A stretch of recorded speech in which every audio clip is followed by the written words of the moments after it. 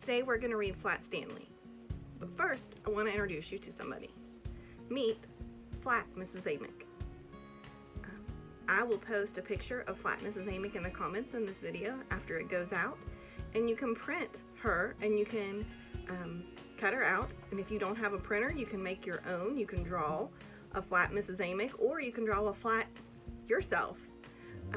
And then I think it would be great if we could all use that to practice our writing skills and our creativity. You can post on Facebook and just tag Flat Mrs. Amick, or on Instagram at Flat Mrs. Amick, all one word, and you can practice your writing skills by going on adventures, and then you can write descriptions or stories and have your parents help you do descriptions or stories of your flat yourself or your Flat Mrs. Amick. I'd love to see your creativity and have some fun with that.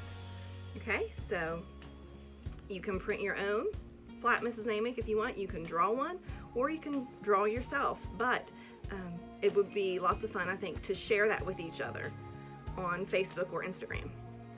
Okay, so we're gonna read Flat Stanley. The author of Flat Stanley is Jeff Brown, and the illustrator is Scott Nash.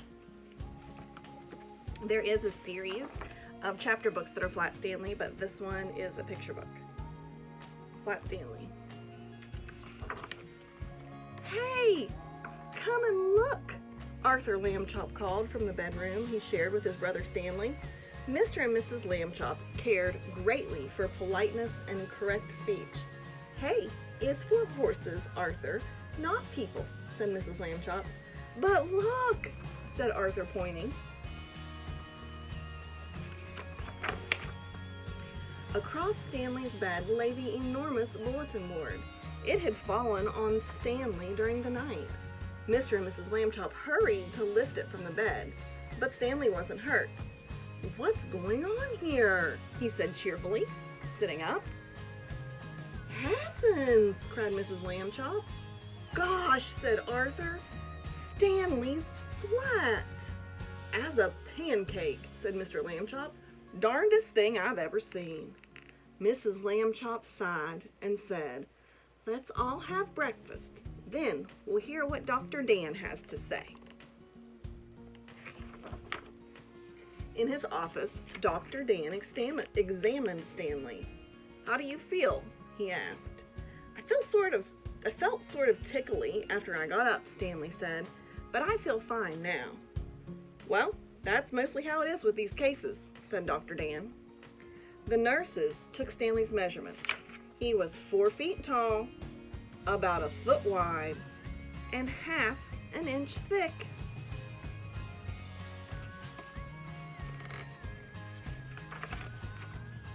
Being flat could be fun.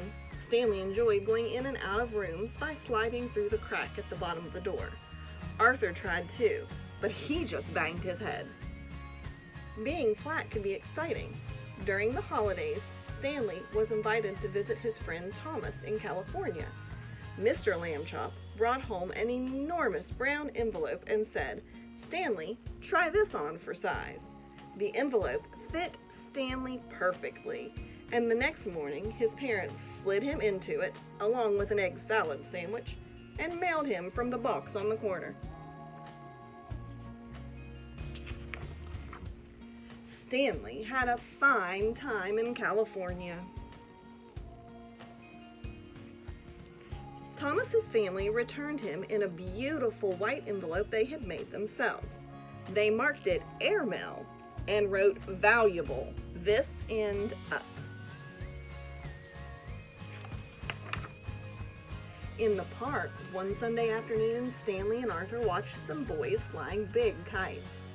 Someday, Arthur said, I would like to have a big kite.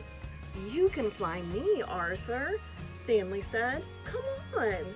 He gave Arthur a spool of string and attached one side of the string to himself. Then he ran across the grass to catch the wind. Up, up, up went Stanley. Arthur let out all the string, and Stanley soared high above the trees. Everyone stood still to watch. But Arthur got tired of running with the empty spool. Wedging it in the fork of a tree, he went off for a hot dog. He didn't notice when Stanley became tangled in the branches of the tree. Half an hour passed before Arthur heard Stanley's shouts and climbed up to set him free. Arthur apologized over and over again, but Stanley was still cross. The next morning, Mr. Lambchop and Stanley met their neighbor, Mr. O.J. Dart, director of the famous Museum of Art. Mr. Dart looked worried. Another valuable painting was stolen from the famous museum last night, he told Stanley and his father. The police suspect a gang of sneak thieves. They work at night by sneakery, which makes them very difficult to catch. Stanley had an idea. He explained it to Mr. Dart. "Excellent," said Mr. Dart. "We'll try out your plan tonight." That evening in the main hall of the museum, Mr. Dart showed Stanley the most expensive painting in the world. Next to it was an empty picture frame. "And now," Stanley said, "Mr. Dart, it's time for your disguise." Stanley showed Mr. Dart the disguise he had brought. "This is a really good one, my cowboy hat and red bandana." "I'm sorry," Mr. Dart said, "but we don't have cowboy pictures here. You must wear the disguise I have chosen." Stanley could hardly speak when he saw Mr. Dart's disguise. "I'll look like a girl," he protested. But Stanley was a good sport, so he put it on.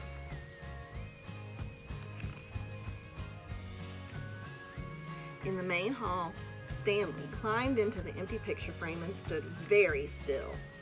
"Very nice," said Mr. Dart, and went off to arrange the rest of their plan. Now, Stanley was alone. The hall was very dark, but enough moonlight came through the windows for him to see the world's most expensive painting.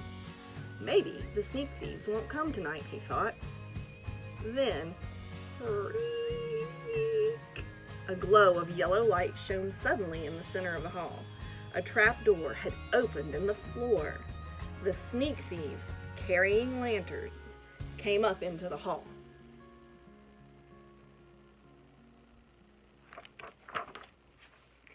The thieves took the world's most expensive painting off the wall. "This is it, Max," said the first thief, whose name was Luther. "In all of this great city, there's no one to suspect us." Then Luther saw Stanley in his frame. "I thought sheep girls were supposed to smile, Max," he said. "This one looks scared." Stanley managed a tiny smile. "She is smiling, sort of," Max said, "and what a pretty little thing she is, too." That made Stanley furious. In his loudest voice, he shouted, "Police! Mr. Dart! The sneak thieves are here!" "Max," Luther whispered, "I think I heard the sheep girl yell."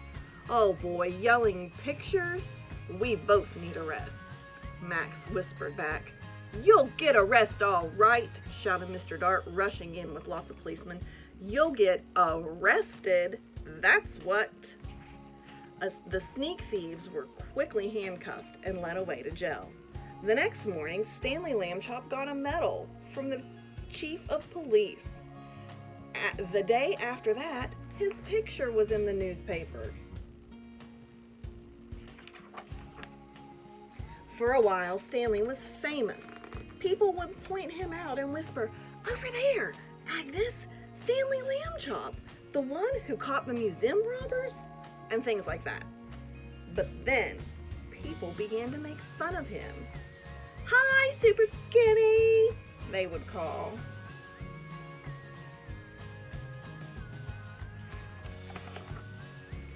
Late one night, Arthur woke to the sound of Stanley crying. "What's wrong?" he said. Stanley sighed. "I want to be regular shaped again, like other people. It's not fair." "You're brave," Arthur said.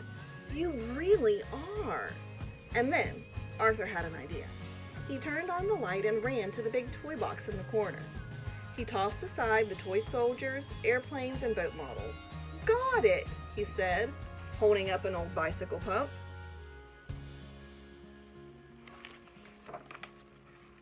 "Okay," Stanley said after a moment, "but take it easy."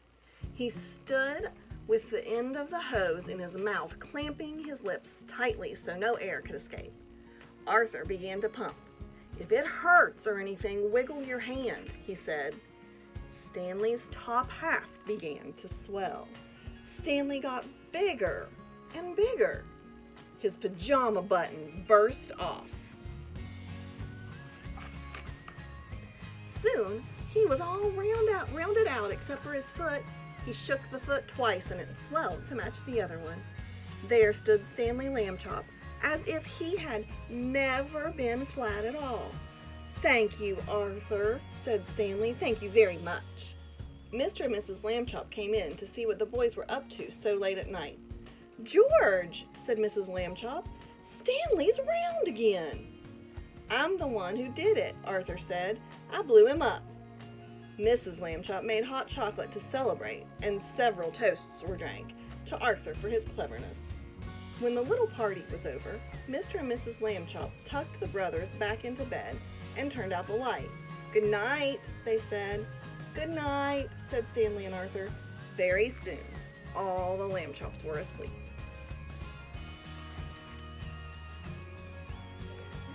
That is Flat Stanley. I hope you guys enjoyed it, and I hope you will either print or make your own Flat Mrs. Amick, or make your own flat self and post about your adventures and tag Flat Mrs. Amick in it so we can all enjoy it together. Hope you're doing great. Bye, guys.